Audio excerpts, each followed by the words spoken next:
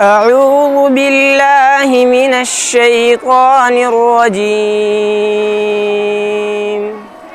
بسم الله الرحمن الرحيم.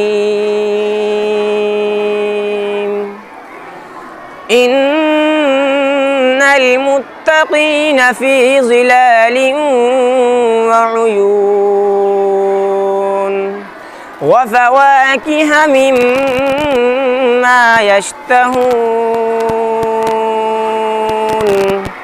كلوا واشربوا هنيئا بما كنتم تعملون إنا كذلك نجزي المحسنين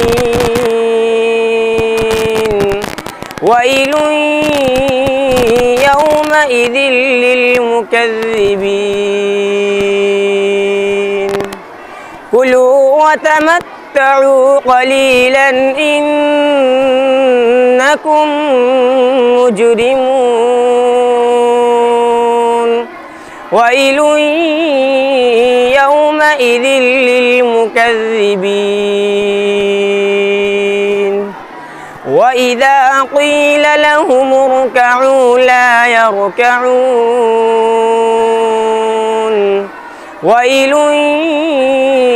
يومئذ للمكذبين فبأي حديث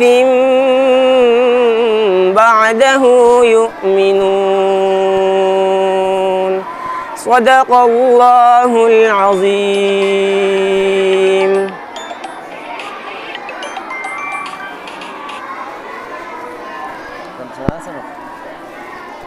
كان